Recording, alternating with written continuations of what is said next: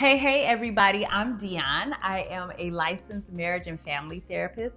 I am also a life coach, and I want to welcome you to my very first Wisdom Wednesdays. And today I'm going to be covering or reviewing Love Marriage Huntsville. It's one of my very favorite reality TV shows. It's a niche reality TV show, but I like the fact that it deals with family dynamics, a range of family dynamics. And so I'm going to do a kind of untraditional or non-traditional review of the show in that I'm going to extract one of the characters and I'm going to do a deep dive into that character's interaction with other characters on this show. Now, you may be asking me, why am I referring to them as characters if they're on reality television?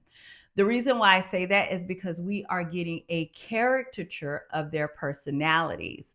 By the time we see them on our screens, their interactions have been edited and heavily redacted for good reason. We're not going to sit and watch all 4 hours of their filming. They're going to get right to the meat and potatoes of what happened. And as you can imagine, some of the things that might be key to us understanding them will be missing. So when I'm reviewing that character, I understand that I don't know them, first of all. So I would never try to give therapy to them over this platform. But it's just giving you, as the viewer, if you're watching me, giving you opportunity to see what therapy might look like in that situation. That way, if you're considering therapy, you understand the difference between peer support, therapy, and life coaching. So I'm going to do a deep dive into Ken's interaction with others.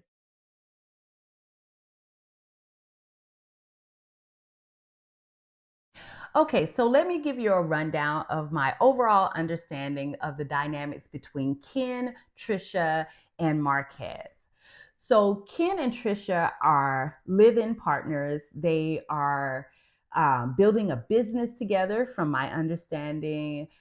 They are co-parenting the children that Trisha has from her marriage with Marquez. Okay, and Marquez, by the way, Trisha and Marquez are still legally married. They have been separated, estranged, and Trish described it as him being out of sight and out of mind. And maybe she thought that was a detail that she didn't really have to take care of. However, Marquez is coming back, and he's coming back to throw his weight around. He makes some sobering statements, maybe not with the best intentions in mind, or maybe not in good faith, but he makes some true statements. And the statement that's true is that Trisha is his wife and those are his kids. And he seems to be telling anybody that will listen that those are the facts, and they are the facts. So they get into a space where they're talking about what this all means, because it's once you don't close a door out, you go into another door, and you don't close that door, close that chapter. You're asking for confusion, and that's exactly what they have. So now they're trying to define things. Uh, Marquez has no problem reminding everybody of his rights as a husband. Okay, he has no problem throwing that weight around, and every chance he gets, he reminds Ken that he is a boyfriend. Now, Ken states, "These may be your children, but this is my family." And Marquez asked him a poignant question: "What does that mean? What is family? What is family to you?" And then Ken describes his functioning. Now, while he is a boyfriend, he is very much functioning like a husband and a father. So he's functioning like a husband and a father, but he doesn't have the label. Marquez has the label, but he's not necessarily functioning like a husband and a father. So this is the sticky situation, the entanglement that this family system is finding itself in. So I imagine if a therapist was working with Ken, they might want to know what made him invest. I mean, in heavily invest in that family system before the divorce was secured, before the divorce was even initiated. What made you invest? Are you overly confident in your ability to change the patterns and behaviors of others? Do you have what's your relationship with your understanding of your limitations? So, those are some questions that a therapist might be asking him and walking him through, because this is a pretty significant detail that he ignored. And if they were to dig a little deeper and they were to find that he has a pattern of entering family systems like that, they may ask him more questions about his experiences with trying to save people. They may ask him more questions about times where he's felt powerless. Who are some of the people that you wanted to help but couldn't? And is this a rescue mission that you're finding yourself on? And what are the implications of getting so heavily invested in a relationship before you have basic foundational things established? Like even the person's ability to legally commit to you, if they can't even legally do that. So I imagine this is the line of question, and these are some things that a therapist might help him to process. Because whatever we don't work out, we will act out. We will keep reenacting uh, unfinished business. So if he has unfinished business of rescuing people, we might see Ken go from relationship to relationship with this very same dynamic.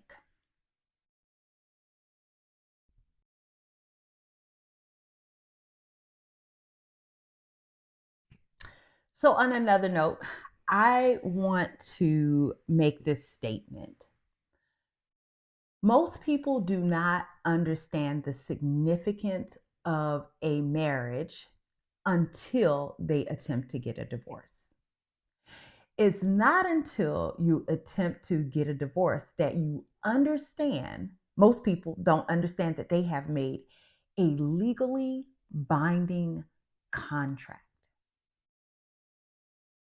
Did I mention that marriage is a legally binding contract?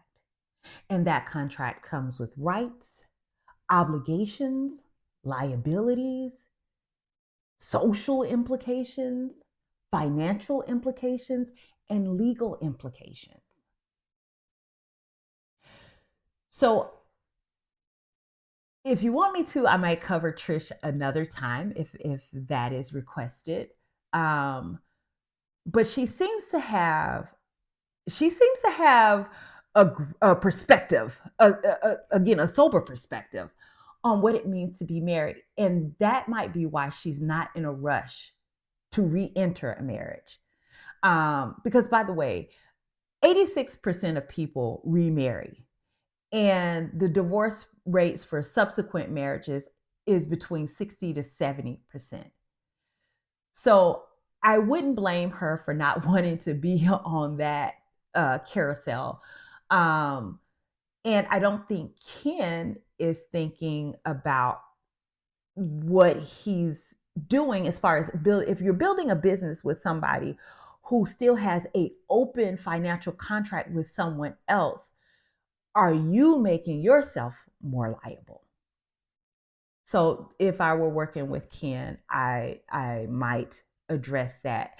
Are you doing the math? Are you calculating um, relationships, financial relationships that you're entering into.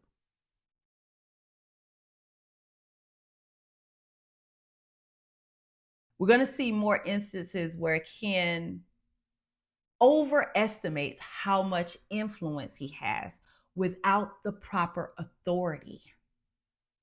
Um, and what we may refer to as boundaries, it's a directive that you may not be able to enforce. That's what we see in the scene where Kent is addressing Marquez about coming into their home. Remember, I said there was a smaller issue. Not that it's small, but it's not the big issue. The big overall arching issue is just how confusing it is to be in a relationship with somebody who hasn't closed out fully the relationship with someone else.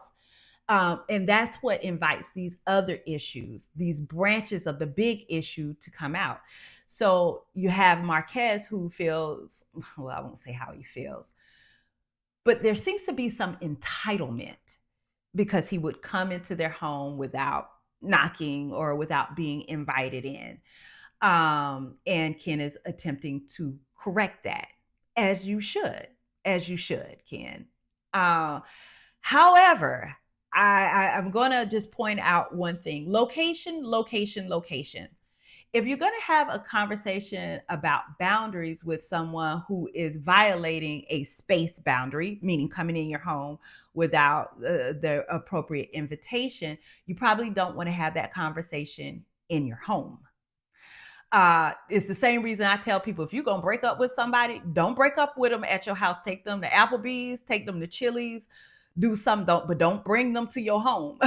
Because if it goes left, you want to be able to get up and leave. Just like in this case, things went left. If they had been out at Applebee's, Whataburger, wherever you go, if they had been out, he could have said, when things started to escalate, he could have just said, "Hey, come on, baby." Turn to Trish, say, "Come on, baby, we getting out of here."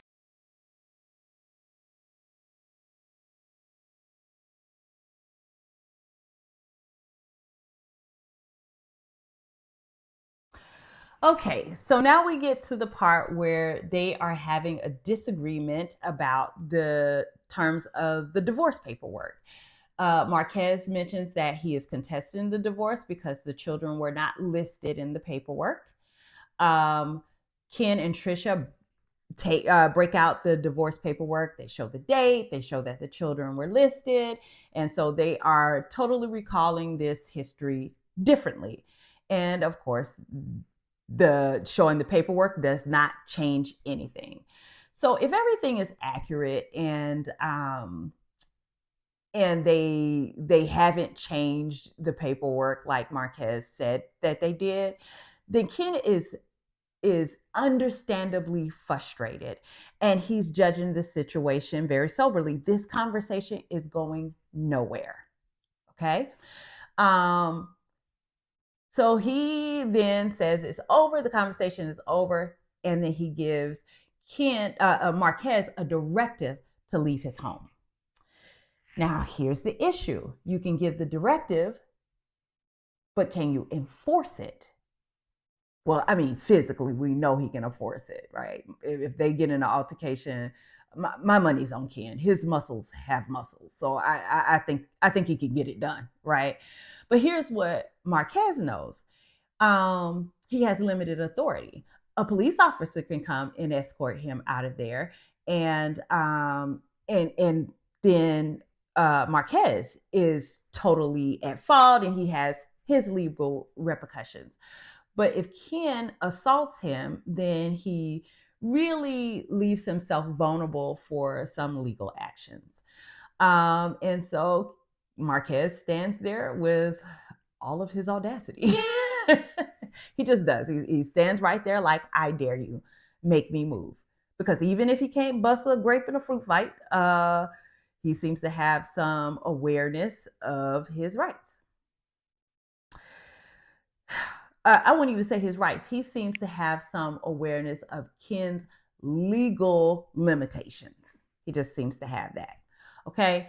And so I imagine if Kim were working with a therapist and they were looking back at this situation, which is captured, um, they might ask him about uh, his pattern of overestimating how much influence and how much authority he has in a situation. And by the way, this just doesn't end well for anybody. It's hurtful for the whole family. These kids will have to see their father and a father figure that they care about um, embroiled in a physical altercation. And I imagine it's going to be uncomfortable for them. Nobody wins. Nobody.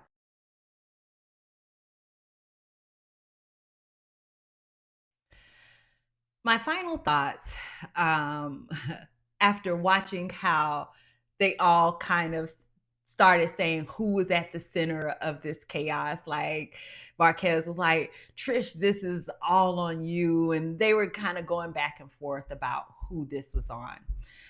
I want to point out that they are all co-authors of these issues.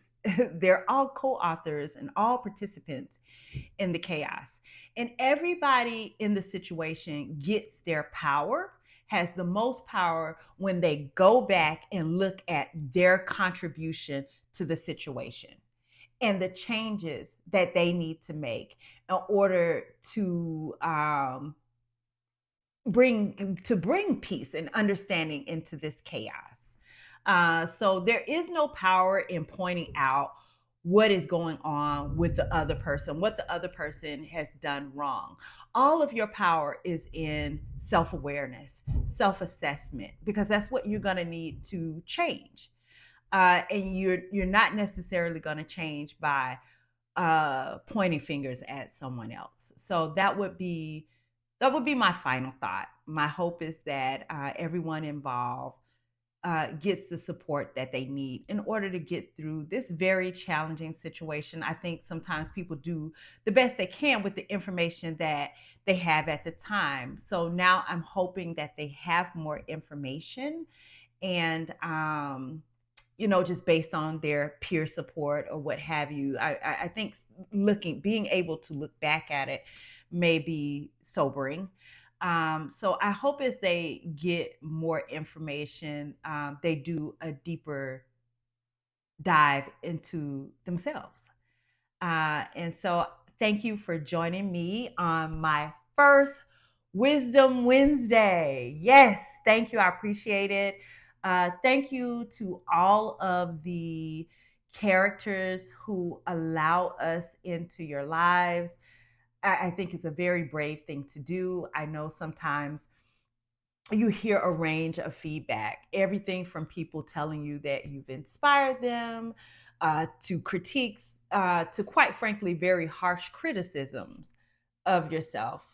So, thank you for allowing us to take a peek at your life. I know it's not your whole life, and I know I don't have a full understanding, a comprehensive understanding of who you are if you happen to be watching this.